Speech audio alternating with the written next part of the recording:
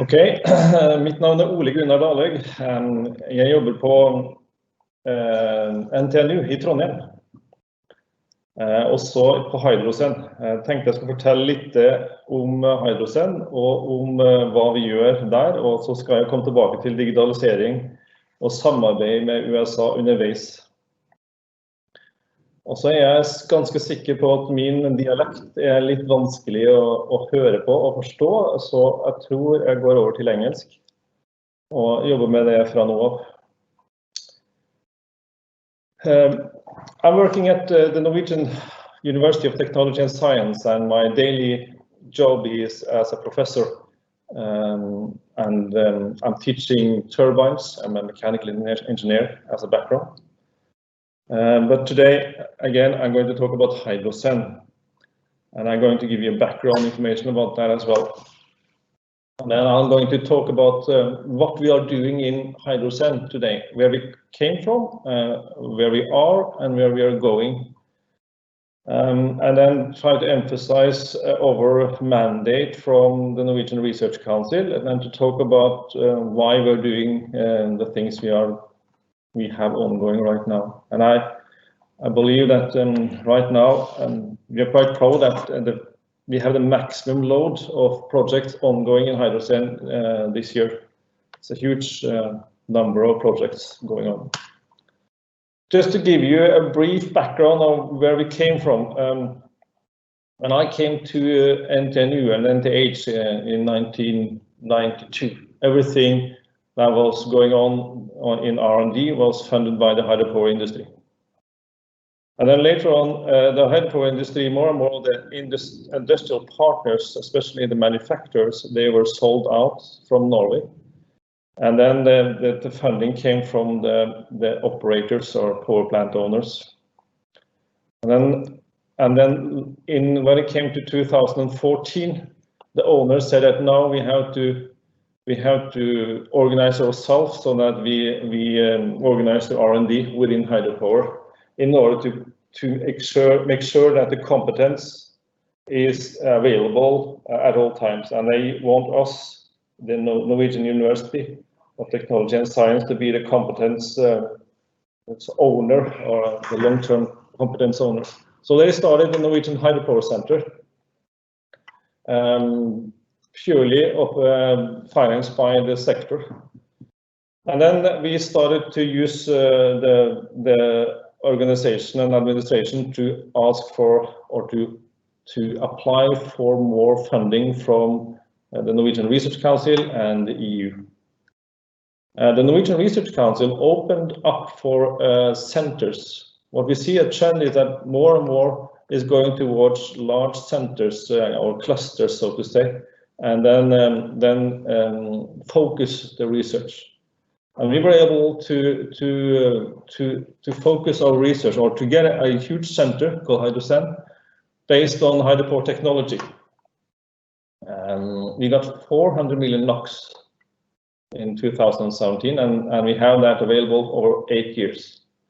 Within the project, there is about 20 projects going on, and on the way. This is the 4th year. We have joined or started 35 other projects, so associated projects. So the portfolio is just growing because we were able to organize ourselves. And then in 2019 we looked at EU. We wanted to see if EU is also organized, and what we saw was that the European Energy Research Alliance didn't have any hydropower technology within itself, even though it had all the other renewables, but not hydropower. So we took the initiative to start the hydropower part there, and now there are 29 members, 13 countries, I think it's 14 now, as a member of the hydropower team. Sweden is, of course, with us.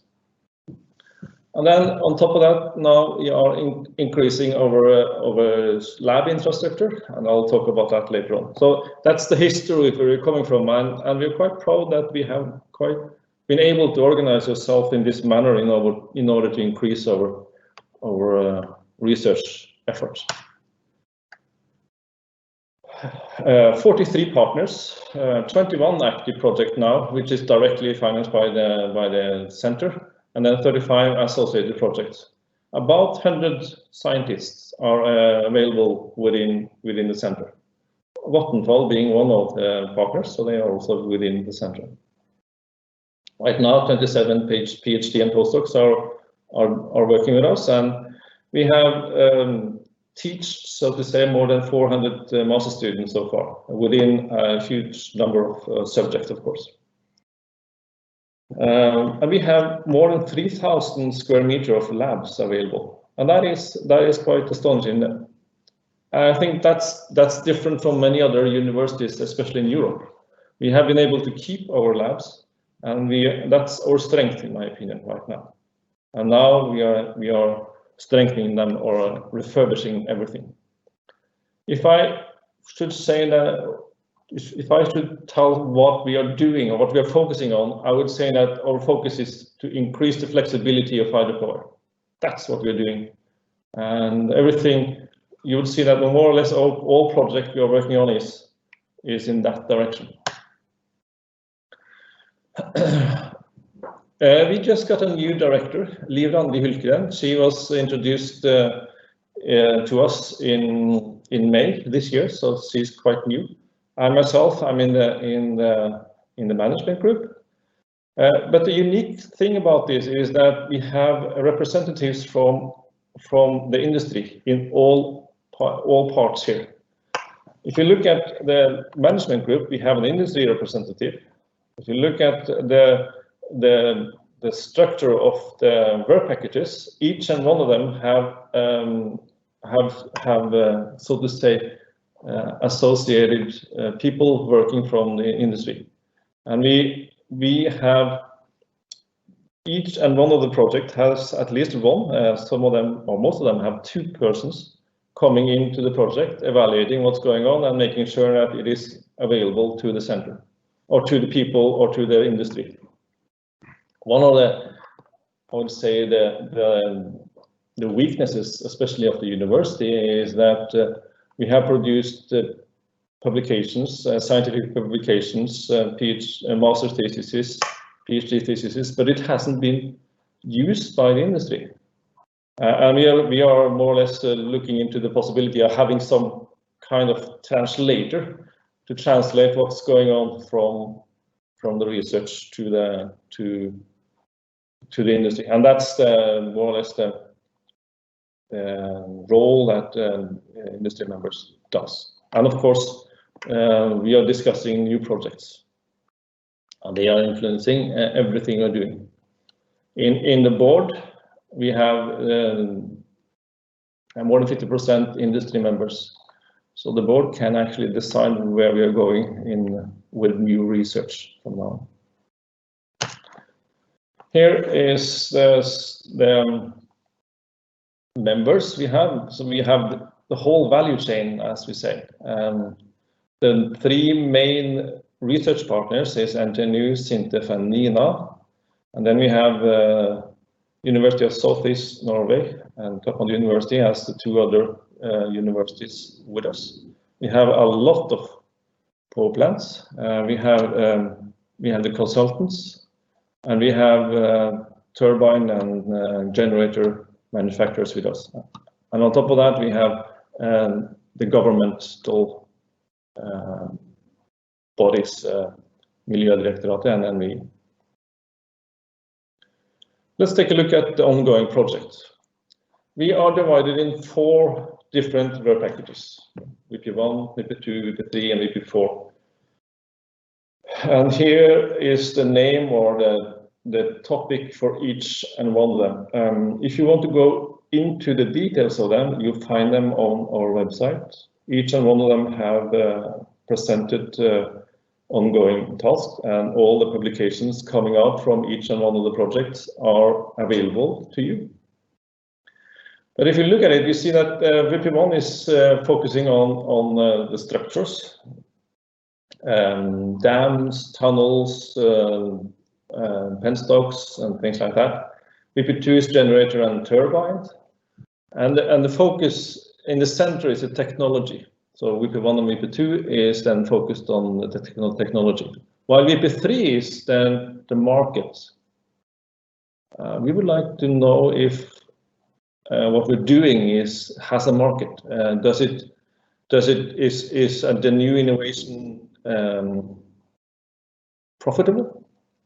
If we are introducing a turbine with variable speed, does it give a future profit? If not, why do we do it? We have to ask that question. And in the end, VP4, what are the environmental impact if we introduce flexibility? It might be impacting the downstream river, for example, and we have to address that as well. In the lower end, we have a section called new projects, and this is typically where we are deciding to go in different directions. Right now, we feel that we have 4 kind of isolated topics, and we are trying to introduce cross-disciplinary work. So these projects are then going on across the borders between the VPs.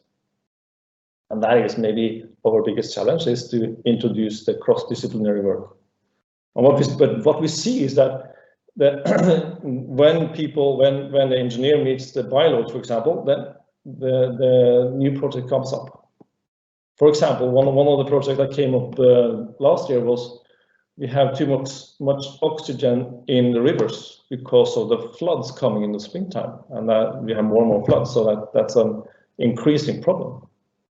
And the engineers, we didn't know about it until they told us. And we try to look at a solution to it. And one of the solutions we are looking into now is to use ultrasound in order to take out the oxygen or excess or too much gas in the water. So that's the main, I would say, the value of such a center is that people will meet, and they will create new topics, new projects, very relevant for the industry. If you look at this is the timeline for the 20 project that is ongoing, and you see that many of them are about to end. So right now the management group is working on how to find or to start new projects. But as I told you, we have 39 now associated projects, and you see here every year 4 or 5 new projects are started. And that is exactly, we would like to say that this is a result of the center, that we are able to create even more projects because we are organized the way we are. So I'm not afraid or worried anymore that we will decrease our work when the 20 direct projects are finished. This is just ongoing, and it will accelerate. The nice thing about it is when you are a center and you're visible, then you're also in position to ask for infrastructure money from the Norwegian Research Council. Every second year, the Research Council announced that we have available money for national research infrastructure. So if you are visible in the research infrastructure in the roadmap from the Research Council of Norway, then you can apply for this. So the first thing we did was, of course, to be visible, show the Norwegian Research Council and the government that this is needed. And then we asked for 197 million in 3 phases. First phase now is given to us is 55 million Norwegian kroner. And they are divided into between 6 different labs. I will show you here what is going on. For us in the water power lab, we are upgrading and building new connections between our lab and other labs. For example, we have a smart grid lab on the electrical side, and they have generators, frequency transformers, and simulators that emulates the grid. And we really would like to connect to that in order to see how turbines, for example, react on large changes in the grid. We have, for example, next door to Trondheim or close by, we have Europe's largest wind park, 1,000 megawatts. And in that area, it often blows quite a lot. And if it blows more, if the wind velocity is about 30 meters per second, everything stops. Not at once, but at least over a period of time. We would like to see how turbines react on that. We are quite sure that the speed of the frequency is changing, and if the frequency is changing, then the speed of the turbine change. And what about fatigue loads when that happens? These are the things we are able now to investigate a lot more deeper. And this is where the digitalization is very prominent. We have test rigs both on the generator side or electrical side and on the turbine side, and we implement a lot of instrumentation on the turbine and on the generator to see how we can catch changes on. For example, now we are going to introduce crack on the turbine, and then to see if you're able to identify the crack by using smart sensors. Material testing lab. This is a question mark from the turbine owners or power plant owners. The question is, what is the remaining lifetime? And in order to know or to answer that question, we need to know something about materials. What is the remaining lifetime on a material that has been in operation for 50, 60, 70 years? We know that the data, empirical data on these materials is not that accurate when it comes to the high cycle. In that end of the cycles, we have many would say that the lifetime is over, but it's not. So the ASN curves are now being tested with old materials from turbines installed in the test lab, just to see what is going on. And of course, we are testing a lot of other fatigues as well, for example, different types of welding joints. The generator lab, again, they are testing multi-stress test rig. They are building systems where you can see if you are able to catch faults in the generator. The geology is swelling clay is one thing, but we are unsure whether or not the tunnels are open for fatigue, more fatigue loads when we are stopping and starting the turbines or power plants. Of course they are. Pressure in the tunnels will go up and down. The question is, how much are we in danger of cracks? So these things is needed for us to do, and we are increasing our lab capacity to do so. In the hydraulic lab, which is the civil engineering lab, we are building multipurpose flume, and we are preparing for introduction of fish in those as well.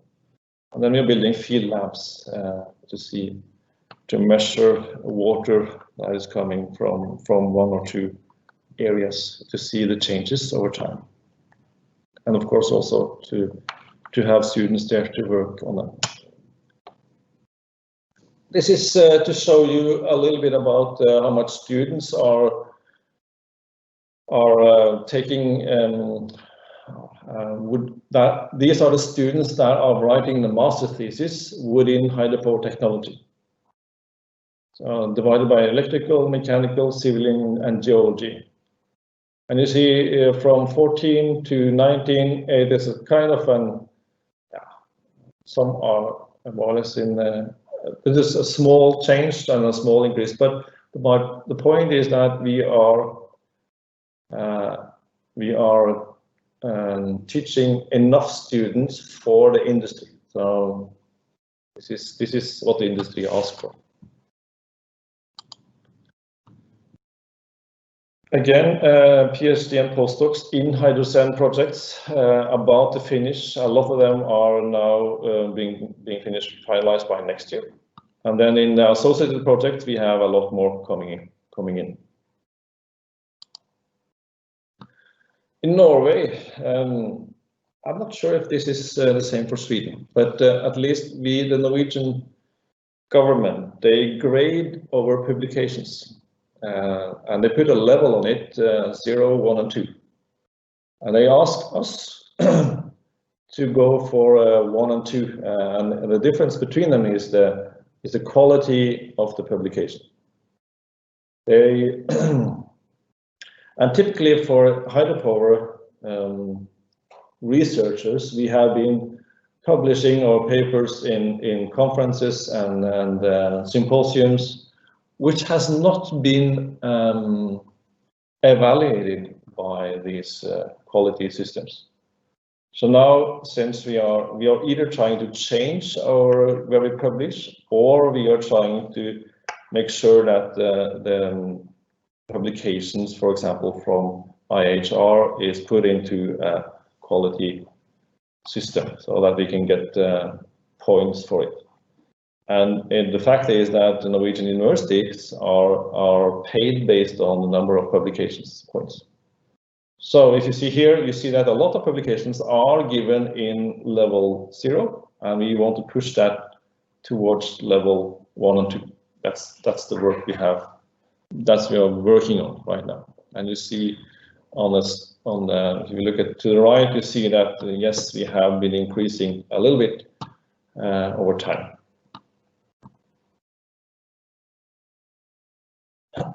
We are also visible in the media, and when you have a center with 100 scientists behind you and you go out, you're listened to. Leif Lia, professor in civil engineering, he has claimed that the Norwegian potential for new hydropower or an upgrading of the existing power plants is in a number of 20 to 30 terawatt hours just by introducing small changes in the existing system. And that has created a lot of discussions in the media. We had the minister here just to talk to us about this. Of course, we have a dispute whether or not this is correct. But the point here is that we are listened to.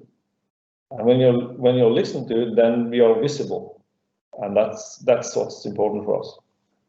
But Leif has a good point, and we are still in discussion on how to handle this. But the pressure though on that professor, on Leif, has been tremendous. So he has been tormented. You should see the comments coming from the opposition. It's not very nice. Again, media is very important. We have our own journalists, our own blog, our own Facebook, and a lot of information is found on the website. So please take a look. If you want details from each and one of the projects, you find it there. You find contact persons, and most of the things we are doing is open to everybody.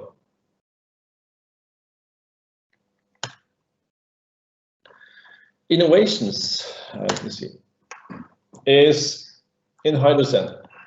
This is one of the main points now from the Research Council and of course also from the industry. We have to use what we are producing from the center, and we put it into 3 different sectors. The innovation has to be new, it has to be useful, and it has to be utilized. Okay, as a researcher, I have no problems to make it new. I can produce new things. I can publish it, and then I can identify it. But the 2 next things is quite hard for, especially for university personnel, to make sure it happens, unless you have an organization or the industry next to you. And what we are doing is to prioritize the results. Of course, that is done by the industry partners in our center. And the next question is, how can we utilize it? Okay, when we have this number of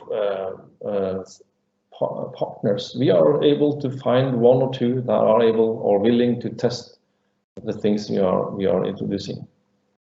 For example, now we are talking about introducing a pump turbine or replacing a normal Francis turbine with a pump turbine in an area where between two freshwater reservoirs. And when you do that, you know that in pump mode you will have cavitation, so you need to introduce something that increases the pressure in pump mode. And that is done by a simple axial pump in the draft tube. So now the question is, how can we use it? We have found a power plant and a partner that are willing to at least start discussion on it, and we hope to introduce it later on.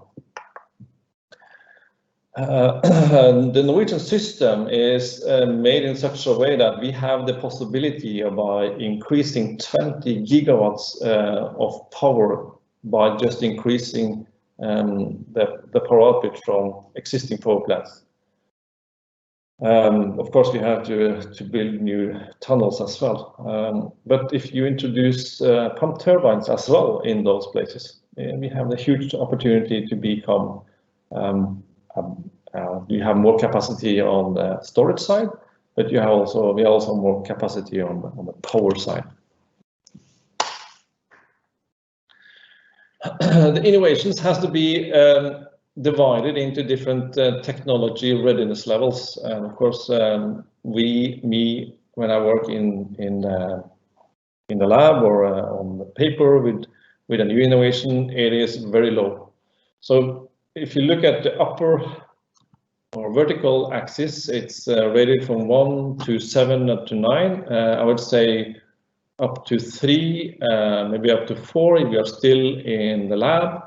When you go from 4 to 5, we go into the prototype, and then from 5 to 6 we have demonstrations and so on. So we are trying to push our technology to a higher TRL. But you see here among the identified innovations we have in our center, there are a lot of them still in the lab. So everything that is lower than 4, I would say, is still in the lab or on the paper. Some of them are tested in real life. This is just to show you the active new innovations we are working on now, and some of them are being patented. I'm not going to go into more details about this.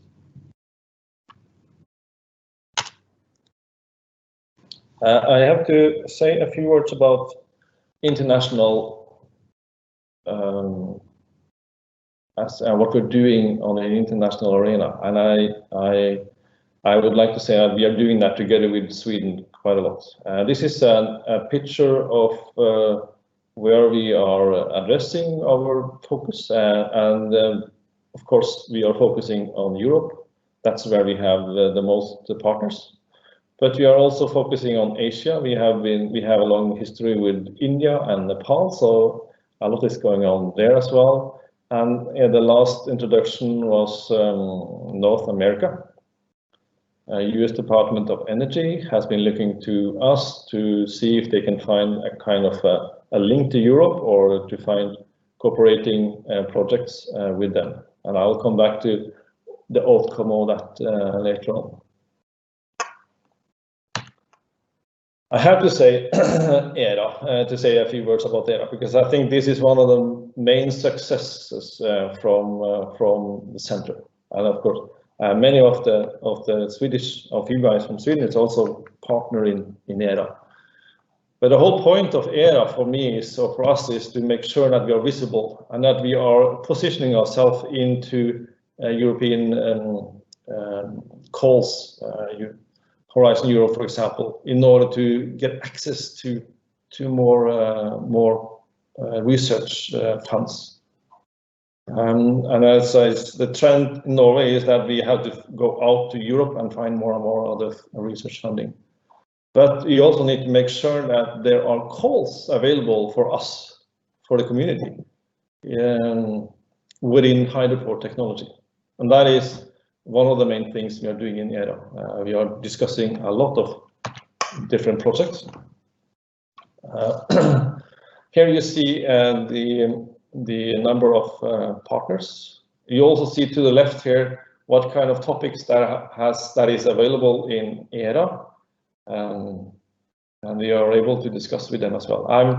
I am the manager of the hydro part, but I'm now in position to talk to the manager of all the others.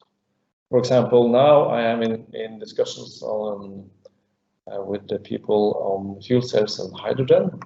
I really believe that there is a possibility for us to cooperate with them, since the focus from Europe is a lot in that direction.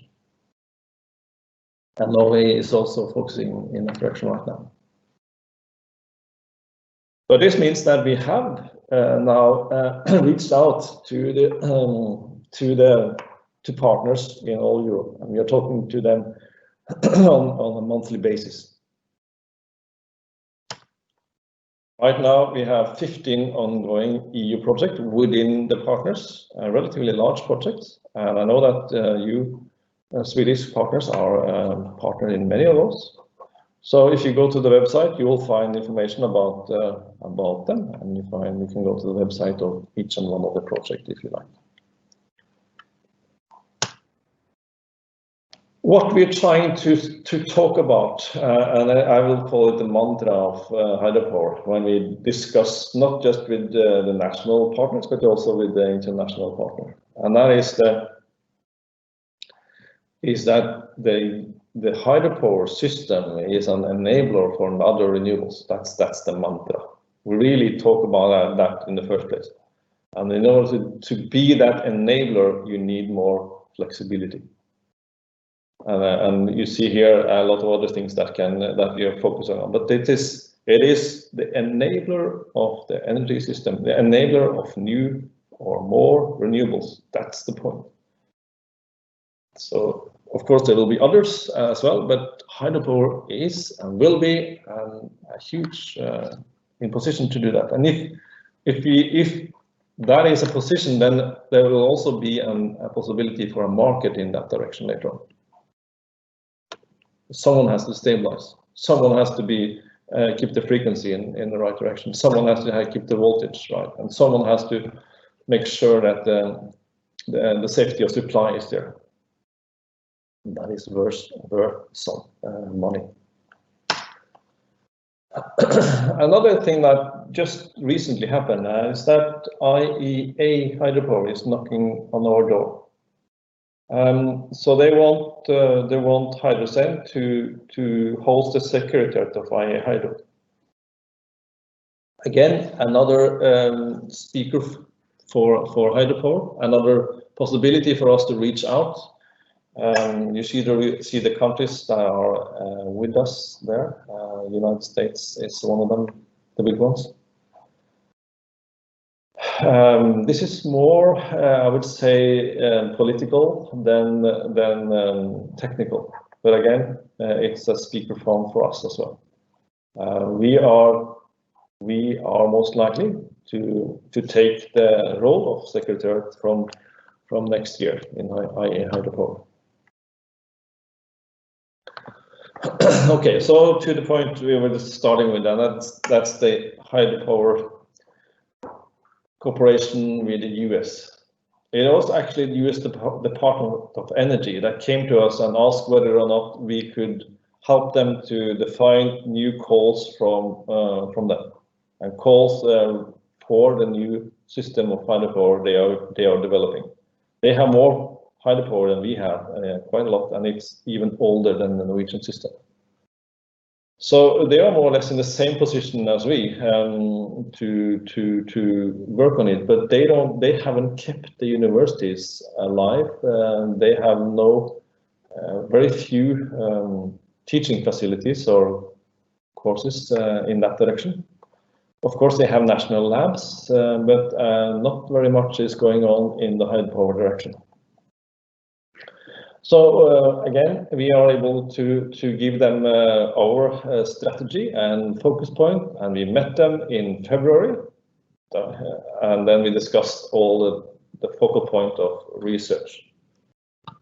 And what astonished me is that we had a lot of common problems, and of course they are here to learn or to get some help from us, but we have a lot to learn from them as well, because they have other industries which can give us some input, for example on the digitalization platform.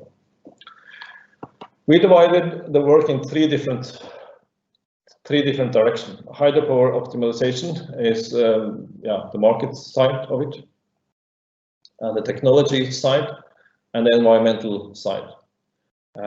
These are the projects that is now in the starting phase or cooperating with people in US.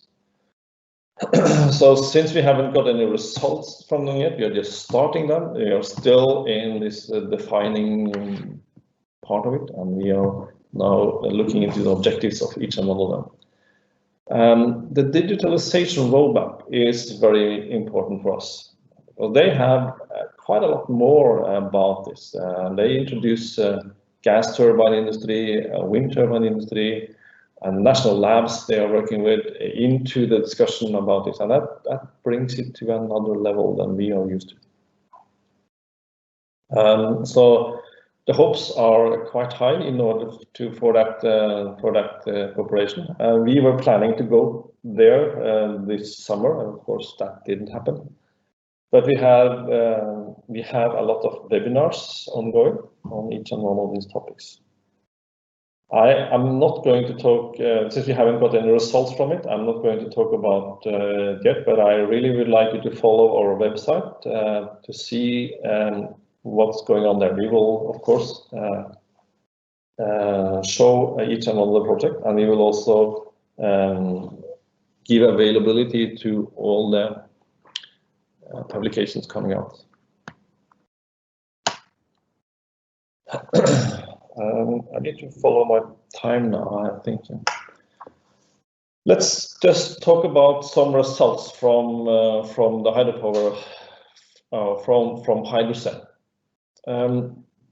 Our Rockfield dams has a potential, or they are starting to be old, and we need to make sure that they can handle the future loads that are coming, and the future loads is more water, more floods, and we are questioning what will happen if the dams are overtopping too much. Where is the weak point? And if you look to the upper right here, we are in the lab, we are testing a Rockfield dam, and we are focusing on the dam toe, the lower part of the dam, which is where this girl is located right now. And the weak point is actually the dam toe. The question, how can we strengthen that one? And that is one point. We have designed turbines for variable speed, and we have proved that the lifetime of such a turbine can or will increase. We haven't seen much of an increase of efficiency at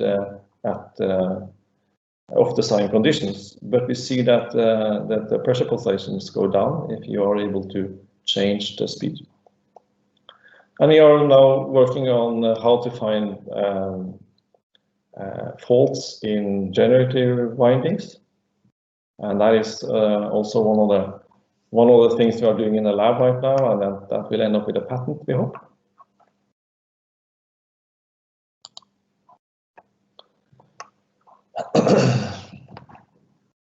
The prices on future energy system is something we are looking into, and that's looking into the glass ball. But at least we have introduced scenarios that gives us the possibility to calculate the price or the outcome from future or new innovations we are introducing from hydropower systems. They are available on our website.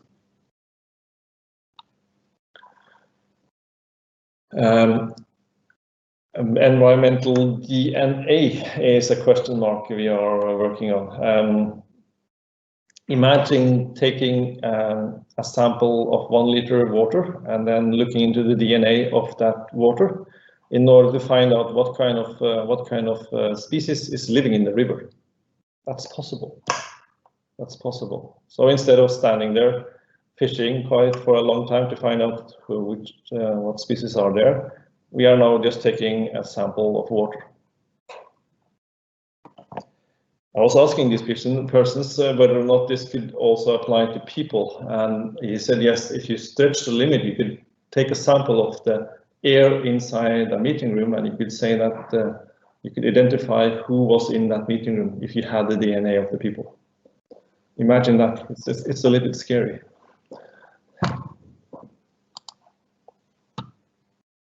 I'm coming to the end now.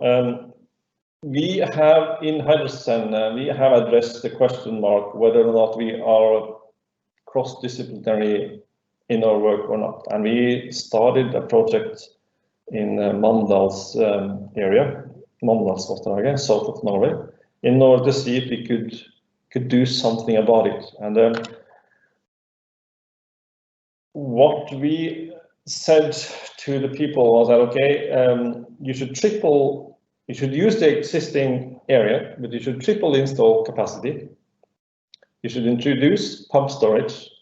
You should increase the environmental condition of the river basin. And you should also respect the environmental protection that is already there. That's quite a tough question mark, but we sorted it out by just finding a lot of combination of the problems. We introduced deck cards, so I think we had more than 50 different possibilities of changing the system, and in the end we came up with a solution which actually shows that it's possible to increase the power output at the same time you are introducing a better environmental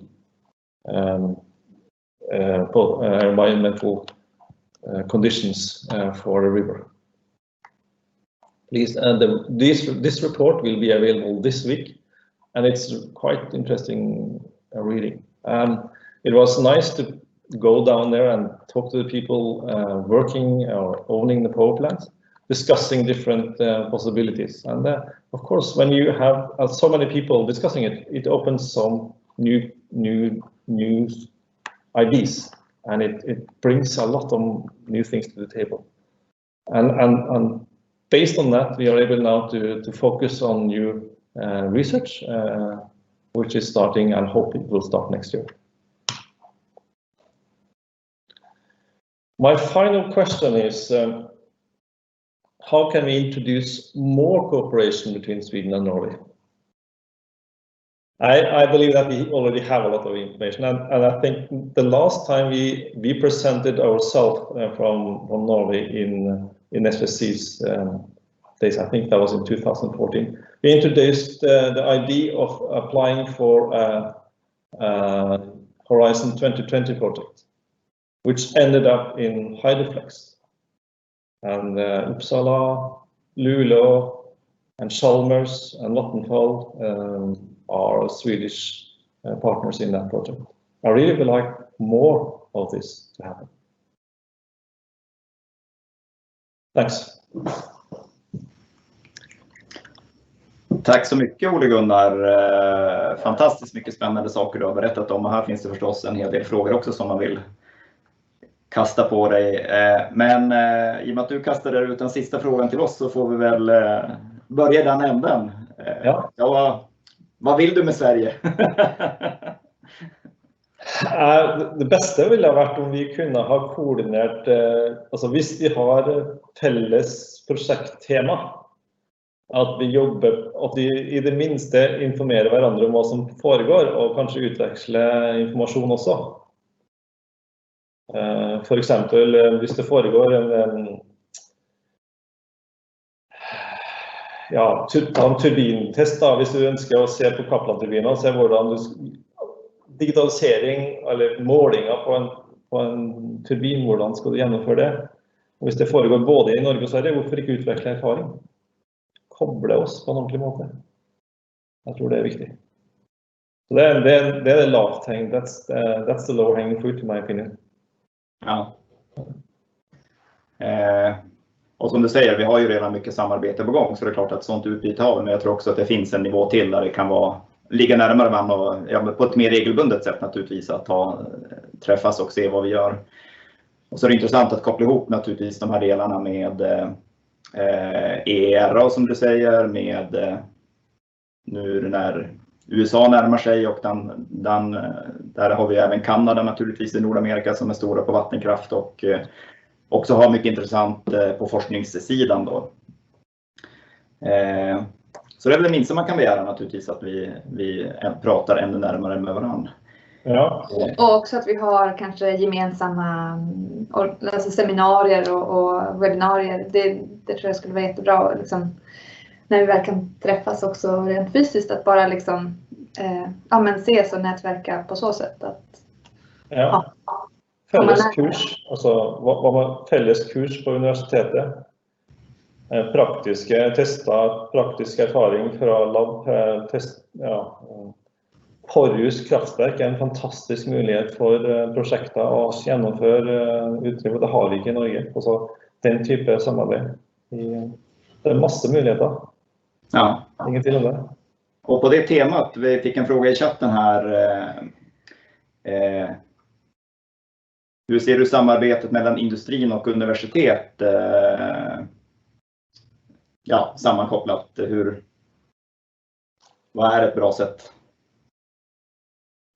Vad sa du nu egentligen? Vad är spörsmålet? Ja, hur ser en bra koppling ut mellan industrin och universitet inom vattenkraftsforskningsområdet? Alltså den bästa kopplingen är när vi får industri, vi som jobbar i industrin samman med oss i projektet. Vi jobbar aktivt samman med oss. Och när de tar del i och faktiskt introducerar resultatet i industrin. Ta för exempel din egen doktorgrad, Fredrik. Hvis Vattenfall har varit med där och jobbat samman med dig, så kunde de kanske raskare ha tagit i bruk resultaten och implementerat det. Den typen av samarbete har varit fantastiskt. Ja. Jättebra. Vi har fler frågor, men nu har vi nått tidpunkten då vi ska byta programpunkt. Stort tack Ole Gunnar, och vi vet också var vi hittar dig så vi kan fortsätta den diskussionen, och naturligtvis på samarbetstemat där är vi på gång. Absolut. Och sen när vi har fikapaus så kan ni som vill ställa frågor till Ole Gunnar helt enkelt logga in i mingelrummet för att diskutera dagens presentationer. Och de länkarna kommer ju med utskicket med länkarna till dagens möte. Så jag hoppas att ni hittar. Om ni inte hittar är det bara att ni skriver i chatten så fixar jag det till er. Tack så jättemycket Ole Gunnar.